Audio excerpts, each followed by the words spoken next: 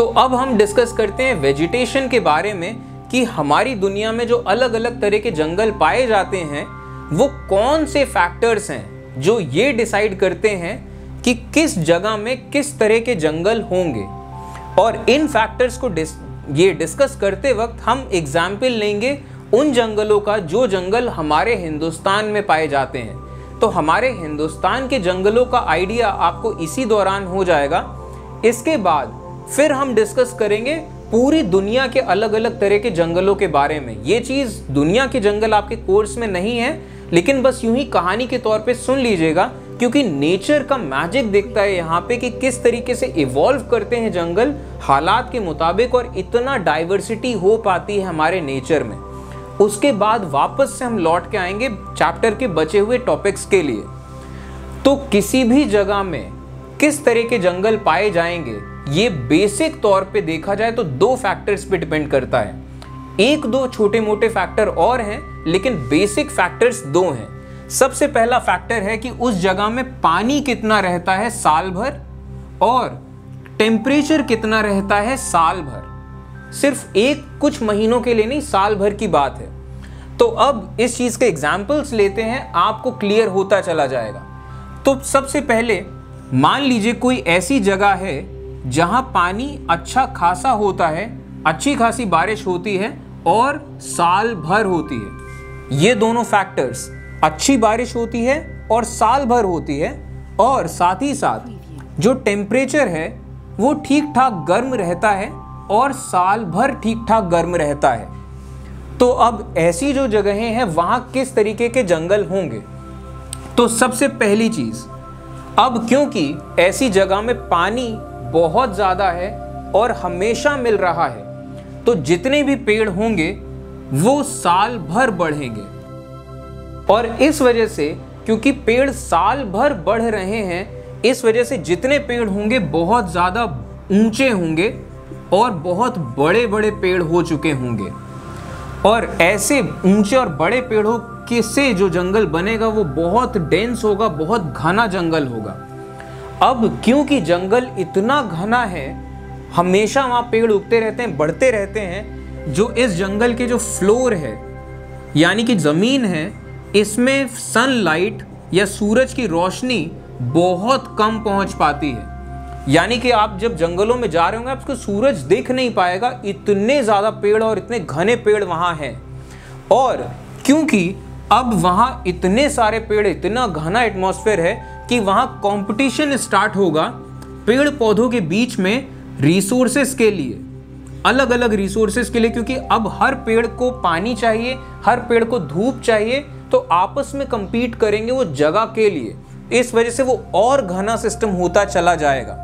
और जो ऐसे जंगल होते हैं, फिर ऐसे जंगलों में कई सारे अलग अलग लेवल्स पे पेड़ पौधे उगते हैं। लेवल्स या फ्लोर्स आप कह सकते हैं कि अगर आप जमीन में देखेंगे तो आपको बड़ी बड़ी घास फूस नजर आएगी, इसके बाद आपको छोटे पेड़ नजर आएंगे, फिर आपको ऊंचे पेड़ नजर आएंगे और क्लाइंबर्स निकलते हुए नजर आएंगे जो अलग अलग पेड़ों को कनेक्ट कर रहे हैं। तो एक के बाद एक जैसे अलग अलग स्टोरीज की इमारत होती है, वैसे ही आपको अलग अलग मंजिल नजर आएंगी ऐसे जंगलों में।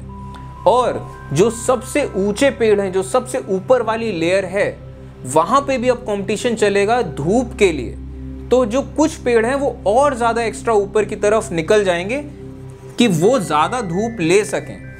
तो ऐसे इलाकों में इस तरीके के जंगल होंगे। और अब क्योंकि पानी बहुत ज्यादा है और टेम्परेचर भी अच्छा खासा है, इस वजह से जो पेड़ होंगे उनकी जो पत्तियां होंगी वो ब्रॉड होंगी, चौड़ी पत्तियां होंगी उनकी। और क्योंकि वहां हमेशा पानी मिल रहा है और टेम्परेचर भी हमेशा अच्छा बना रह रहा है, तो इस वजह से एक बहुत खास पॉइंट, जितनी भी पत्तियां हैं वो पूरे के पूरे साल भर रहेंगी।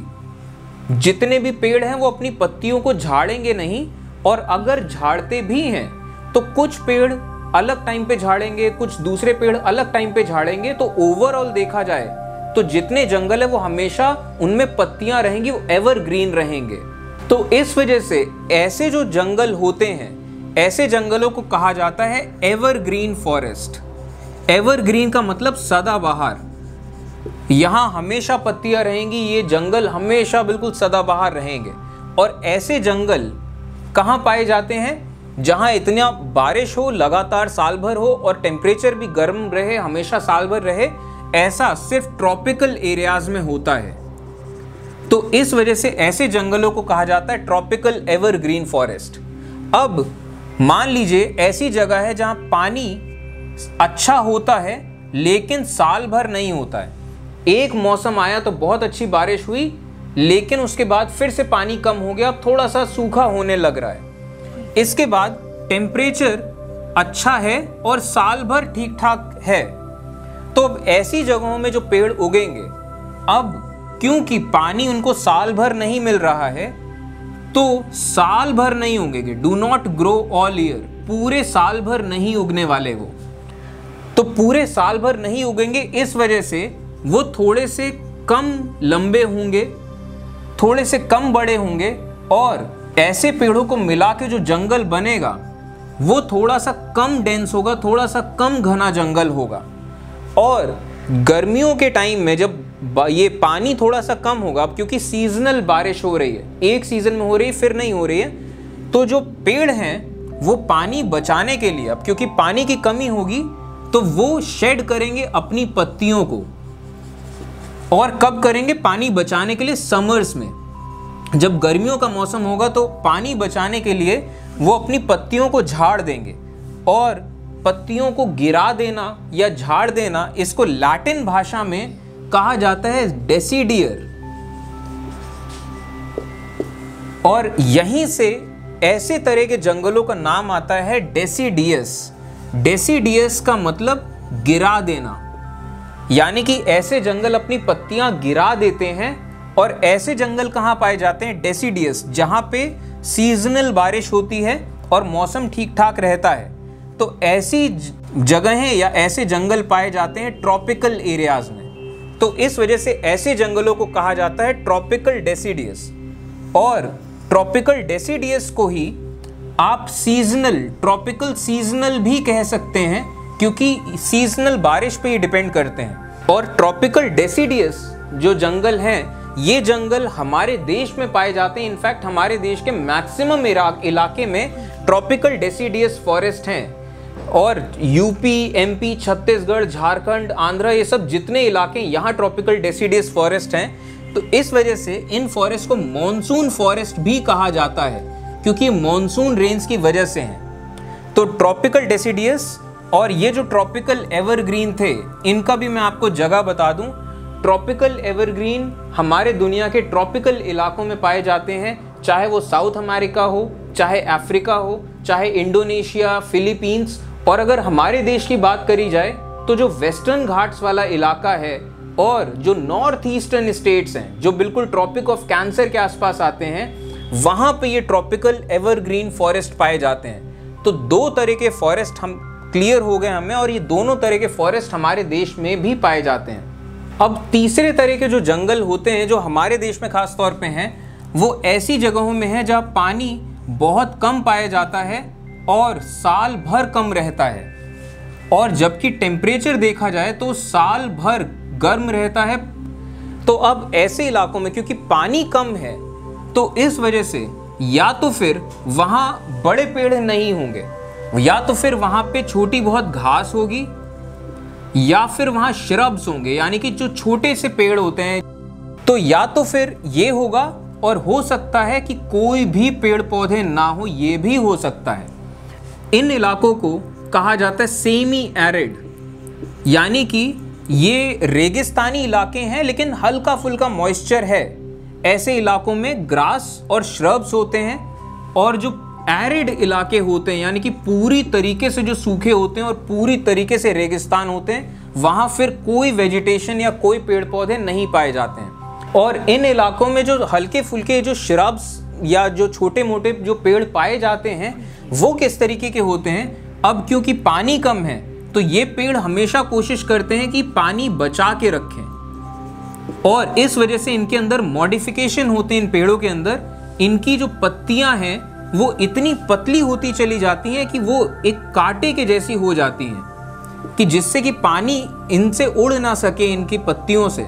तो ऐसे छोटे छोटे कांटे जैसे हो जाते हैं, इनकी पत्तियों में वैक्सी स्ट्रक्चर्स बनने लगते हैं, जैसे मोम लगाओ इनकी पत्तियों में, जिससे कि पानी उड़ ना पाए, और ये स्टोर करने लगते हैं पानी को अलग अलग फॉर्म में। तो जैसे कैक्टस है, इस तरीके के जो पेड़ हैं वो पाए जाते हैं इन डेजर्ट वाले इलाकों में। और इस तरीके की जो वेजिटेशन होती है, इसे नाम दिया गया है डेजर्ट वेजिटेशन, या फिर इसे एरिड वेजिटेशन भी कहा जाता है। और या तो फिर अब क्योंकि छोटे छोटे श्रब्स पाए जाते हैं सेमी एरिड एरिया में, इन्हें श्रब लैंड भी कहा जाता है, कि यहाँ पे छोटे मोटे श्रब्स पाए जाते हैं, बड़े पेड़ नहीं होते यहाँ पे। और अगर दुनिया भर की बात करी जाए तो ऐसे इलाके पूरी दुनिया में पाए जाते हैं, चाहे वो साउथ अमेरिका हो, चाहे अफ्रीका का सहारा डेजर्ट हो, चाहे बाकी जो दुनिया भर के इलाके, चाहे वो गर्म रेगिस्तान हो, चाहे ठंडे रेगिस्तान हो। और अगर हमारे हिंदुस्तान की बात करी जाए तो जो राजस्थान का थार डेजर्ट वाला इलाका है वो ऐसा ही इलाका है। और इसके अलावा जो लद्दाख के पास वाला जो इलाका है तिब्बतियन प्लेट्यू, वो भी एक तरीके का रेगिस्तान है, लेकिन वो ठंडा रेगिस्तान है। अब हम बात करते हैं उन जंगलों की जो जंगल पाए जाते हैं जो माउंटेन एरियाज में, या तो फिर हमारे अर्थ के टेम्परेट वाले एरियाज में, जहाँ पे पानी ठीक ठाक बरस जाता है, लेकिन साल भर नहीं बरसता, तो पानी ठीक ठाक है, लेकिन जो टेम्परेचर है वो बहुत कम रहता है साल भर। तो अब क्योंकि टेम्परेचर बहुत कम है, इस वजह से पानी उड़ता नहीं है ज़्यादा ज़मीन से, और पत्तियों से भी ज़्यादा पानी नहीं उड़ता है। तो इस वजह से पानी ठीक ठाक जो बरस जाता है वो भी काफ़ी होता है ऐसे पेड़ों के लिए। तो ऐसे माउंटेन्स वाले एरियाज़ में जो पेड़ ज़्यादा पाए जाते हैं वो ज़्यादातर कॉनिफेरस प्लांट्स होते हैं, और ये भी बहुत ऊंचे ऊंचे पेड़ होते हैं। ये जंगल भी अच्छे खासे डेंस होते हैं। हाँ, ये चीज़ है कि ये जंगल इतने डेंस नहीं होते कि नीचे घास फूस उगने लग जाए और ऐसे लेयर्स हो जाएं, वो अलग तरीके के डेंस होते हैं।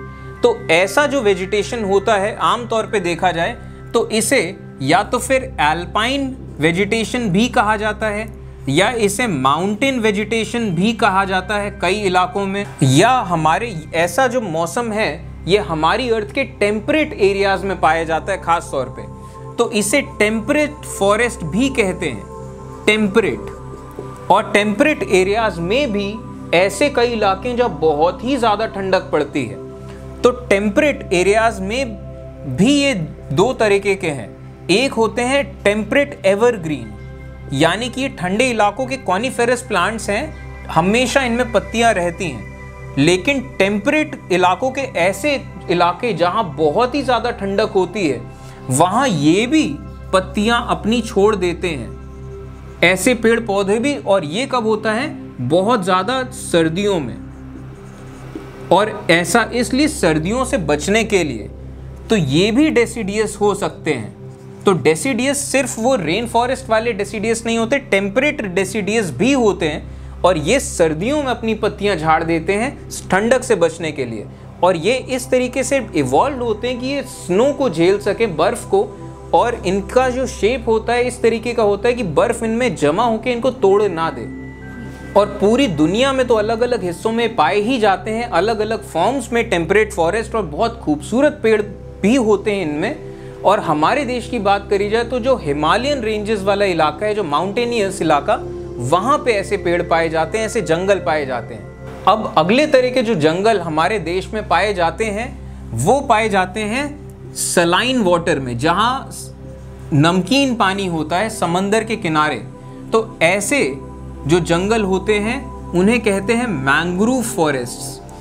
और ये एक खास तरह के पेड़ होते हैं जो इवॉल्व होते हैं, जिनकी जड़ें ज़मीन से बाहर निकल आती हैं, क्योंकि ऐसे इलाकों में जहाँ टाइम पे पानी भर जाता है, थोड़े टाइम बाद पानी उतर जाता है, तो इस तरीके से इवॉल्व होते हैं मैंग्रोव फॉरेस्ट।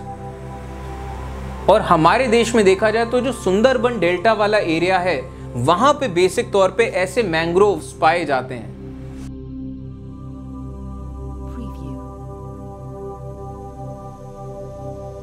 तो अभी तक हमने जितने फॉरेस्ट के बारे में जाना, इनको अब हम लैंग्वेज में पढ़ते हैं जो आपकी बुक्स में दिया है, उसके बाद फिर हम आगे की चीज़ों में जाएंगे।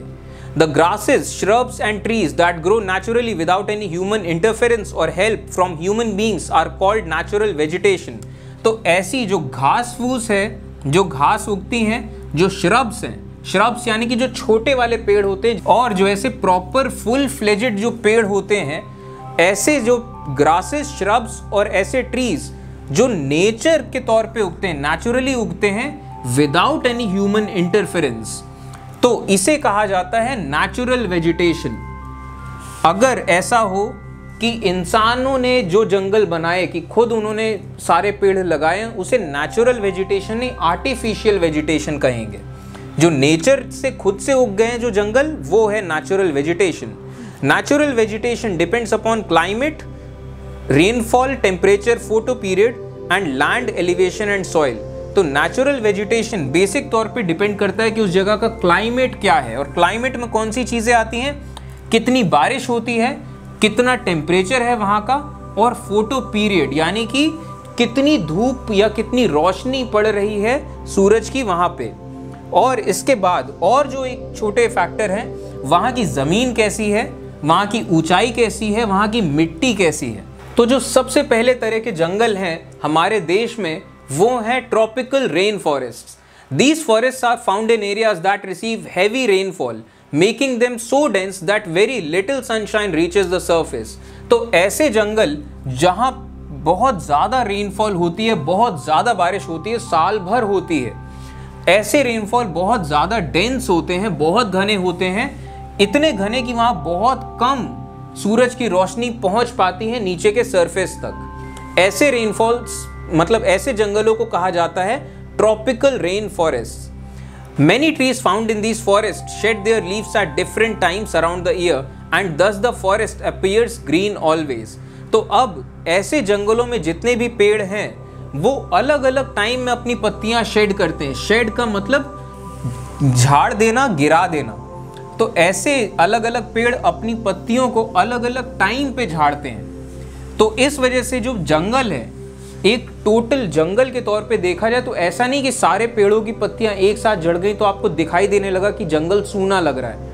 वो एक एक करके कभी कोई कोई पेड़ की पत्तियां झड़ेंगी तो आपको जो जंगल एज इट इज है वो हमेशा ग्रीन दिखाई देगा, एवरग्रीन। यहीं से नाम आया है ट्रॉपिकल रेन फॉरेस्ट या ट्रॉपिकल एवरग्रीन फॉरेस्ट कहते हैं इन्हें। तो खास तौर पे जो पेड़ पाए जाते हैं ऐसे ट्रॉपिकल एवरग्रीन रेन फॉरेस्ट में, वो हैं महोगनी, रोजवुड और एबनी।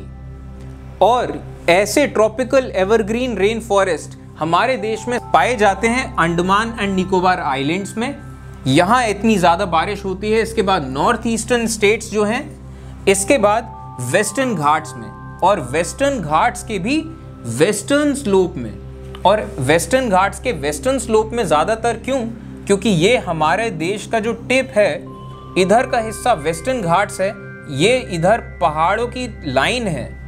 तो यहाँ से जब हवाएं आती हैं पहाड़ों में तो समंदर है ये, और यहाँ पहाड़ है। तो जब हवाएं आती हैं तो बारिश, बादल यहाँ बनते हैं और बारिश यहाँ होती है। इस तरफ के पहाड़ के इस तरफ बारिश कम होती है, इधर की तरफ ज्यादा बारिश होती है। तो वेस्टर्न घाट्स के वेस्टर्न वाले स्लोप में ये जंगल पाए जाते हैं। ईस्टर्न वाले स्लोप में इधर की तरफ ये जंगल नहीं, मतलब इस तरीके से नहीं पाए जाते। वहां के जंगल थोड़े से डिफरेंट है, थोड़े कम डेंस होंगे। अब अगले तरह के जो फॉरेस्ट हैं, ये वो फॉरेस्ट हैं जहां पानी अच्छा खासा बरसता है लेकिन साल भर नहीं बरसता, और मौसम हमेशा ठीक ठाक रहता है साल भर। तो क्योंकि सीजनल बारिश की वजह से ये हुए हैं, इस वजह से इन्हें सीजनल फॉरेस्ट भी कहते हैं। लेकिन कौन सा season?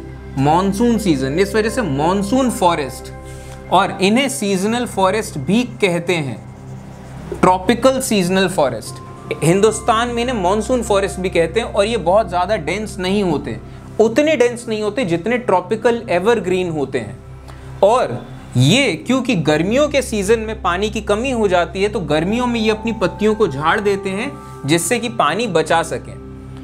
Important trees are sal, neem, peepal, teak and shisham, and they are found in Madhya Pradesh, UP, Bihar, Jharkhand, Chhattisgarh, Odisha and parts of Maharashtra। तो ट्रॉपिकल डेसिडियस फॉरेस्ट या seasonal forest में जो पेड़ पाए जाते हैं वो हैं साल, नीम, पीपल, टीक, शीशम, ऐसे कई सारे पेड़ पाए जाते हैं। और ये वाले जंगल डेसिडियस फॉरेस्ट पाए जाते हैं हमारे हिंदुस्तान के मैक्सिमम इलाके में, जो एमपी में, यूपी, बिहार, झारखंड, छत्तीसगढ़, उड़ीसा, महाराष्ट्र के कुछ इलाकों में, ऐसे सब एरियाज में ट्रॉपिकल डेसिडियस, जहां जहां मॉनसून की बारिशें आती हैं वहां मॉनसून फॉरेस्ट या डेसिडियस। तीसरे तरह के जो जंगल हैं वो हैं थॉर्नी बुशेस, यानी कि कटीली झाड़ियां। अब ये उन इलाकों की बात कर रहे हैं जब पानी बहुत कम होता है, साल भर कम रहता है, टेम्परेचर बहुत ज़्यादा होता है, साल भर ज़्यादा होता है। और ये इलाके कौन से हैं? इन्हीं इलाकों को हम बेसिकली रेगिस्तान कहते हैं। The vegetation is found in dry parts of the country and their leaves are in the form of spines to save water। तो इस तरीके के वेजिटेशन या पेड़ पौधे ऐसे सूखे इलाकों में पाए जाते हैं, और ऐसे जो पेड़ होते हैं इनकी जो पत्तियां होती हैं वो ऐसे छोटे छोटे स्पाइन्स या कांटों के शेप में हो जाती हैं, जिससे कि वो पानी बचा सकें। Important trees are cactus, खैर, babool and kikar, and they are found in Rajasthan, Punjab, Haryana.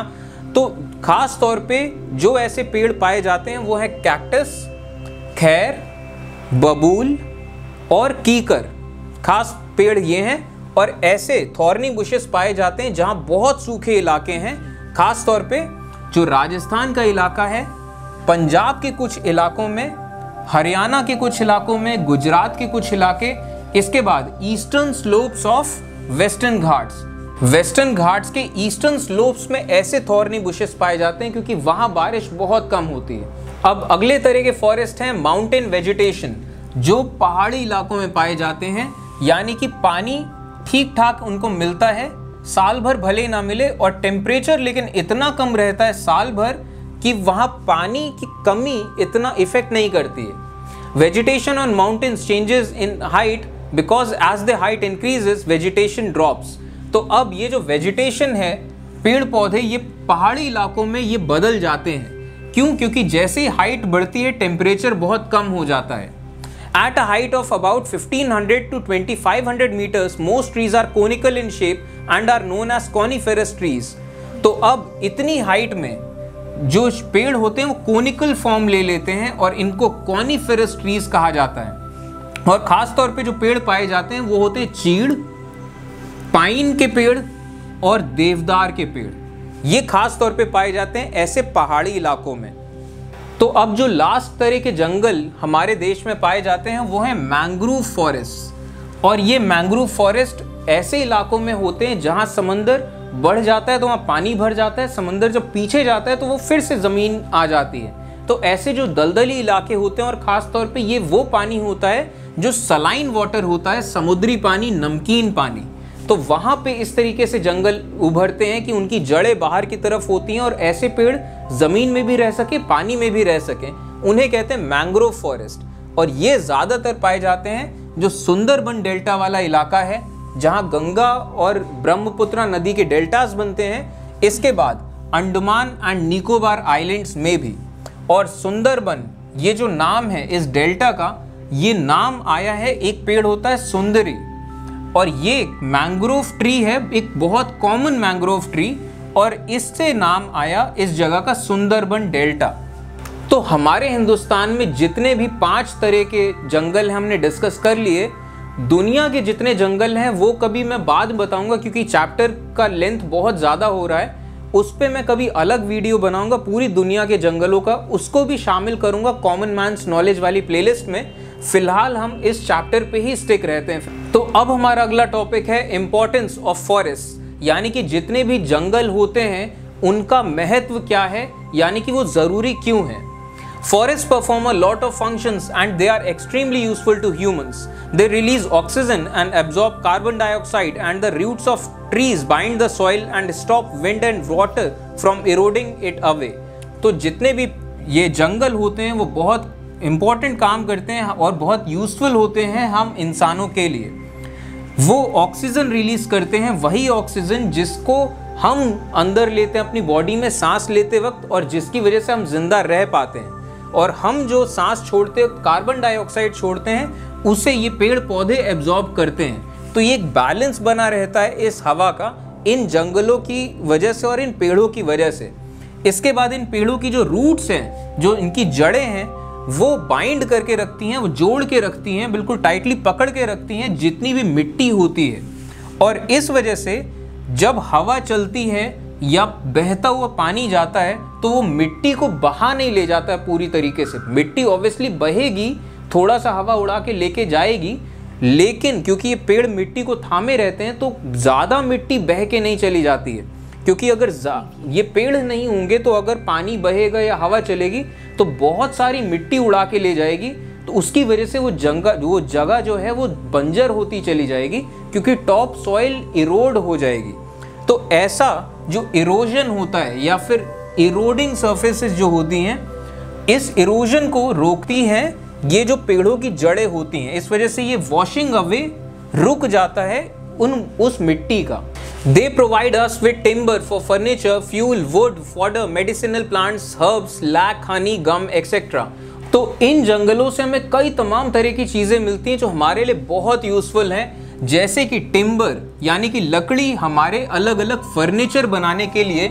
इसके बाद फ्यूल वुड के फॉर्म में। हज़ारों सालों से इंसान अपना खाना पकाने के लिए इन जंगलों की लकड़ियों का इस्तेमाल करते आए, हज़ारों सालों से। वो अभी कुछ टाइम पहले की बात है कि ये LPG सिलेंडर्स आ गए, ये सोलर एनर्जी आ गई, ये सब अलग अलग फॉर्म्स आ गए, वरना जब से इंसान है तब से इन जंगलों की लकड़ी की वजह से हम इंसान खाना पका पाए हैं। और इतना बड़ा रोल ये लकड़ियाँ अदा करती हैं। और आज के टाइम में भी हमें लगता है शहरों में रह के कि हम अब LPG यूज़ करते हैं, अगर आप गांव देहात के इलाकों में चले जाइए, आज के टाइम में भी हज़ारों करोड़ों लोग ऐसे हैं जो ऐसी लकड़ियों के दम पे जी रहे हैं। इसके बाद फॉडर यानी कि जो ये जानवर पाले जाते हैं उनका चारा इन जंगलों से ही आता है। मेडिसिनल प्लांट्स, जितनी औषधियाँ होती हैं, अलग अलग जो ब्रांचेस ऑफ मेडिसिन हैं, उनकी दवाइयाँ सब इन जंगलों से आती हैं। अलग अलग जड़ी बूटियाँ, हर्ब्स, लैक, और इसके बाद जो शहद है, गम है, ऐसी कई तमाम तरह की चीज़ें हमें जंगलों से मिलती हैं। और ये जंगल नेचुरल हैबिटेट हैं वाइल्ड लाइफ का। जितने अलग अलग तरह के जानवर हैं इन जंगलों में रहते हैं। और ये जंगल हमारे शहरों में भी बहुत बड़ा रोल प्ले करते हैं। ये वाला पॉइंट आपकी बुक में नहीं है लेकिन बहुत ज़रूरी पॉइंट है, तो मैंने जोड़ दिया।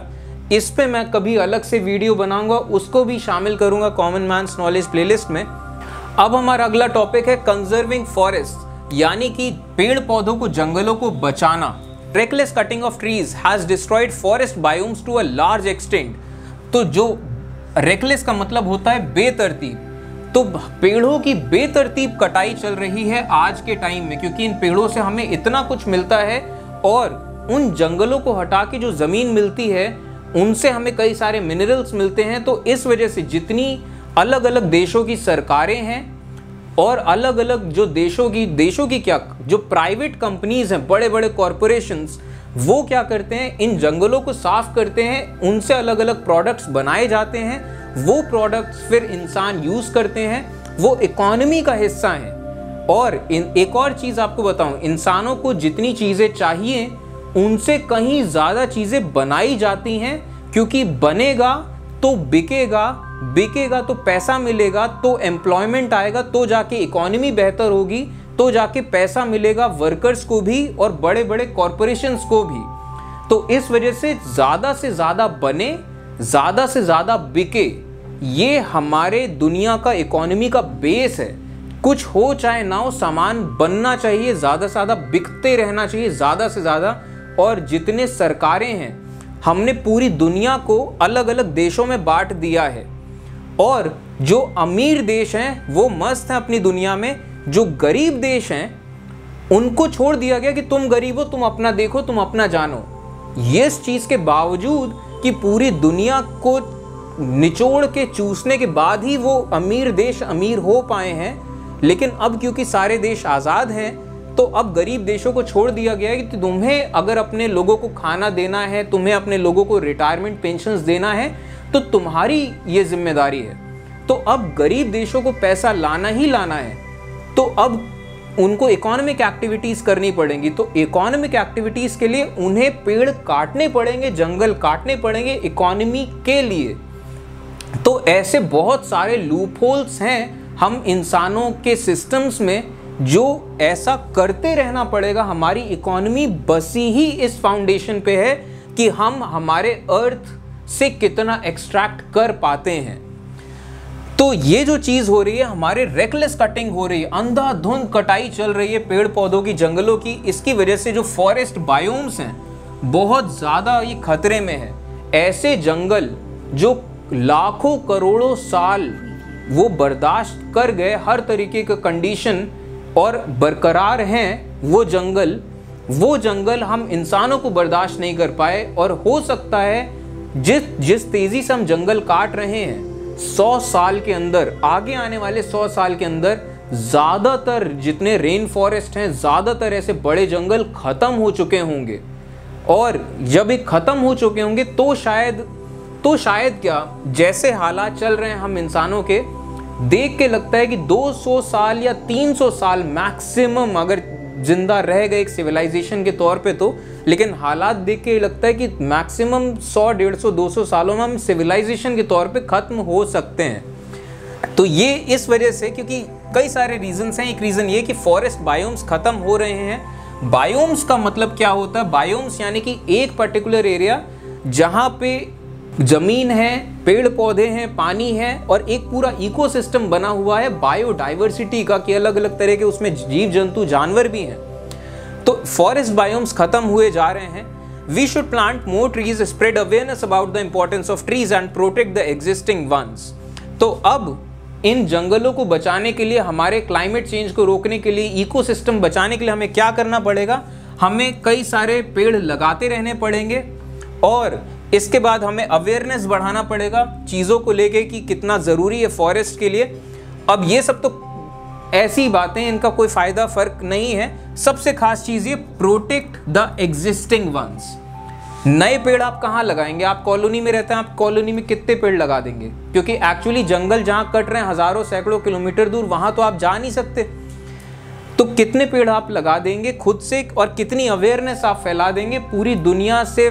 देश, दुनिया, धर्म, जात, राजनीति इस पे है, इसका किसी को फिक्र नहीं। सबसे खास बात ये, प्रोटेक्ट द एग्जिस्टिंग वंस। ये आप जो जंगल है इनको बचाएंगे कैसे? इन सरकारों से, इन कॉरपोरेशन से, उस इकोनॉमिक सिस्टम से जो इकोनॉमिक सिस्टम बना ही इस बुनियाद पे है कि बनाओ, बेचो, कमाओ, तब जाके जिंदा रहो। Special programs like Van Mahotsav can create awareness involving more people in creating our earth green. ऐसे कई सारे प्रोग्राम्स बनाए जा सकते हैं जैसे वन महोत्सव, जिनसे अवेयरनेस फैलाई जा सकती है कि ज़्यादा से ज़्यादा लोग इसमें कंट्रीब्यूट करें कि हमारी अर्थ ग्रीन रहे, लाइफ सर्वाइव करती रहे हमेशा यहाँ। अब हमारा अगला टॉपिक है wild life. Forests are home to the variety of wildlife. Thousands of species of animals like reptiles, amphibians, mammals, birds and insects live in the forests. तो अब ये जितने भी जंगल हैं ये घर हैं तमाम तरह की वाइल्ड लाइफ या जीव जंतुओं का, जैसे जो अलग अलग रेप्टाइल्स होते हैं, जो एम्फीबियंस होते हैं यानी कि जो ज़मीन में भी रह सकते हैं, पानी में भी रह सकते हैं, जो अलग अलग मैमल्स होते हैं। अब ये सब थोड़े रेप्टाइल्स, मैमल्स, ये सब थोड़े टेक्निकल टर्म्स हैं, इनको समझाने जाऊंगा तो बायोलॉजी स्टार्ट हो जाएगा।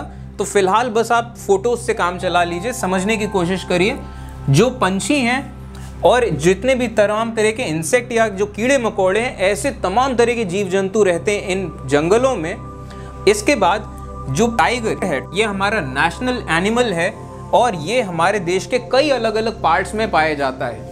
The Gir forest is home to the Asiatic lion, whereas the grasslands and forests of Assam are home to one-horned rhinoceros and Asiatic elephant. तो जो गिर फॉरेस्ट हैं ये गुजरात वाले इलाके में हैं, यहाँ पे पाए जाते हैं एशियाटिक लॉयंस, ये भी बहुत खास स्पीशीज है। और इसके बाद जो ग्रासलैंड्स हैं और जो जंगल हैं असम के इलाके में, यहाँ पे एक ऐसे ही बहुत नायाब जानवर पाया जाता है जो है वन हॉर्न राइनोसोरस, एक सींग वाला राइनोसोरस, गैंडा। और इसके बाद एशियाटिक एलिफेंट, कि एशिया के जो एलिफेंट या हाथी हैं। Elephants are also found in Kerala and Karnataka, while camels and asses are found in the Great Indian Desert and Run of Kutch respectively. तो अब जो ऐसे हाथी हैं वो केरला और कर्नाटक के इलाकों में भी पाए जाते हैं। और जो और खास तरह के जानवर हैं जैसे ग्रेट इंडियन डेजर्ट, जो थार डेजर्ट वाला इलाका है, वहाँ ऊंट पाए जाते हैं। और जो रन ऑफ कच्छ वाला इलाका है जो गुजरात में है, और ये भी एक तरीके का रेगिस्तान है, सफ़ेद रेगिस्तान, बहुत खूबसूरत जगह है। यहाँ पे एसेस पाए जाते हैं, यानी कि जो जंगली गधे होते हैं उनकी एक ये ब्रीड है। Wild goats, snow leopards and bears found in Himalayas, while the other animals found in the country are monkeys, wolves, jackal, nilgais, cheetals, etc.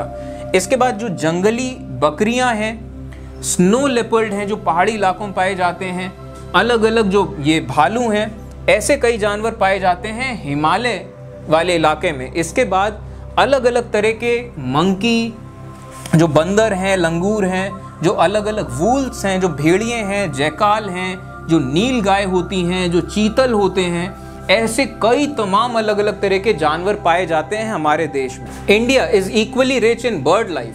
The national bird of India is peacock and other common birds are mynas, pigeons, parrots, geese, bulbuls and ducks. तो हमारे देश में सिर्फ जानवर नहीं, जो पंछी हैं उनकी भी बहुत ज़्यादा एक्सटेंसिव वैरायटीज़ हैं। हमारा जो राष्ट्रीय पंछी है वो है पीकॉक यानी कि मोर। इसके अलावा जो मैनाज हैं, पिजन्स हैं यानी कि जो कबूतर हैं, पैरट्स यानी कि जो तोते हैं, जो गीज होते हैं, जो बुलबुल्स होते हैं, जो डक्स होते हैं, अलग अलग तरह की बतख, तो ऐसे कई तमाम तरह के पंछी पाए जाते हैं। और इनको बचाने के लिए कई सारी बर्ड सेंचुरीज बनाई गई हैं हमारे देश में। They have been created to give birds their natural habitat. तो अब ऐसे जो पंछी होते हैं इनको बहुत ज़्यादा ज़रूरत होती है अपने हैबिटेट की, कि वो सर्वाइव कर सकें। इस वजह से अलग अलग बर्ड सेंचुरीज हमारे पूरे देश में बनाई गई कि ख़त्म ना हो जाएं। These provide the birds protection from hunters.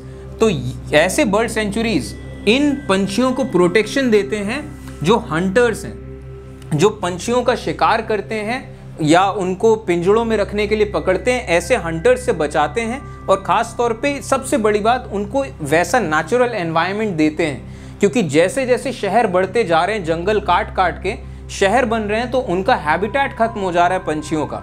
Several hundred species of snakes are found in the country, out of which the most common are the cobras and kraits. तो अब सैकड़ों स्पीशीज पाई जाती हैं हमारे देश में सांपों की, और जो सबसे कॉमन स्पीशीज है वो है कोबराज और क्रेट्स। इसके बाद किंग कोबरा, जो दुनिया का सबसे बड़ा जो विषैला सांप होता है, वो भी हमारे देश में पाया जाता है। अब हमारा अगला टॉपिक है कंजर्विंग वाइल्ड लाइफ, यानी कि जितने भी जीव जंतु हैं इनको बचाना। Due to the rapid cutting down of forests, a number of species of wildlife are declining rapidly and many are already extinct. अब क्योंकि इतनी तेजी से जंगल काटे जा रहे हैं अलग अलग वजहों से, तो जितने भी स्पीशीज हैं वाइल्ड लाइफ के, अलग अलग तरह की जो प्रजातियां हैं, ये डिक्लाइन हो रही हैं। जैसे शेर हैं तो शेरों की तादाद कम होती जा रही है, गैंडे हैं, गैंडों की तादाद कम होती जा रही है। तो इस तरीके से जितने भी अलग अलग स्पीशीज हैं जानवरों के, ये डिक्लाइन कर रहे हैं, कम होते जा रहे हैं बहुत तेजी से। और बहुत सारी ऐसी प्रजातियां हैं जो खत्म हो चुकी हैं, एक्सटिंक्ट हो चुकी हैं, यानी कि दुनिया में वो अब बची ही नहीं है वो जो स्पीशीज हैं।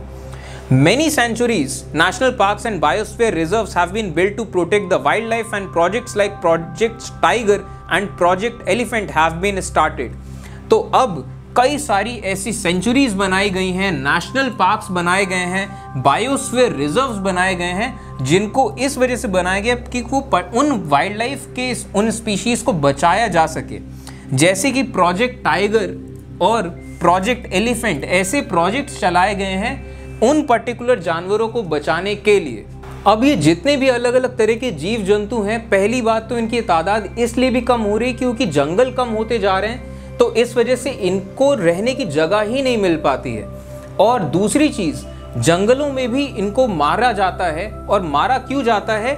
इनके बॉडी पार्ट्स के लिए, क्योंकि अब इनके जो अलग अलग बॉडी पार्ट्स हैं, जैसे इनकी हड्डियाँ, इनके जो हॉर्न्स हैं, इनका जो फर है, इनकी स्किन है, इनके जो फेदर्स हैं, जो पंख हैं, तो इन जानवरों के ऐसे जितने अलग अलग पार्ट्स हैं, इनको हासिल करने के लिए इनको मारा जाता है। और सबसे पहली चीज़ तो ये रेयर होते हैं, बहुत कम पाए जाते हैं, और इनके शोपीस बनाए जाते हैं। इनके अलग अलग बॉडी पार्ट से कई सारी दवाइयाँ बनती हैं, और इन तमाम चीज़ों का बहुत अच्छी कीमत मिलती है, बहुत महंगी बिकती हैं ये सब तमाम चीज़ें। अब इनके जो अलग अलग बॉडी पार्ट से दवाइयाँ जो बनाई जाती हैं, उन दवाइयों को कोई फ़ायदा हो चाहे ना हो, बस लोगों की मान्यता है, इस वजह से वो उनको बस मिल जाता है तो उनको चाहिए, वो खरीद लेते हैं। अब यहाँ पे एक साइकिल चलती है, कोई चीज़ मिल रही है तो लोग खरीदेंगे, क्या जा रहा है, उनके पास पैसा है वो खरीद लेंगे, और क्योंकि कोई चीज़ खरीदी जा रही है इस वजह से वो चीज़ बनाई जाएगी, क्योंकि अब लोगों का वो पेशा बन जाएगा कि जानवर को मारो, इसकी खाल निकालो, खाल बेचो तो पैसा मिलता है, तो एक पेशा बन गया।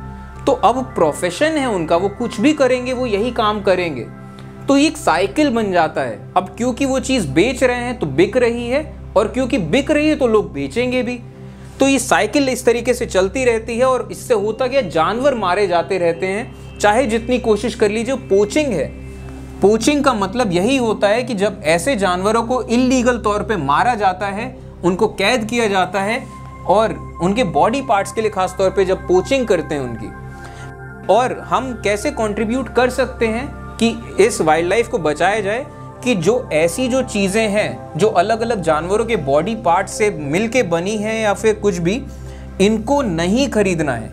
ये जो साइकिल है, ये साइकिल तोड़नी है, और ये अंधविश्वास तोड़ना है कि इस जानवर की हड्डियों का सूप आपको इन बीमारियों से निजात दिला देगा। ऐसा कुछ नहीं है, मॉडर्न मेडिसिन बहुत आगे जा चुकी है। अंधविश्वास से लोगों को निकालना है, अवेयरनेस इस चीज़ की मतलब पहुंचानी है। और हर साल ऐसे वाइल्ड लाइफ वीक्स होते हैं जहां अक्टूबर का पहला हफ्ता जो है उसको निकाला गया है कि अवेयरनेस फैलाई जा सके लोगों के अंदर कि हमें कंजर्व करना है अलग अलग हैबिटेट्स और अलग अलग एनिमल्स को। तो ये था क्लास 6th जियोग्राफी का 8th चैप्टर। चलिए फिर, थैंक यू।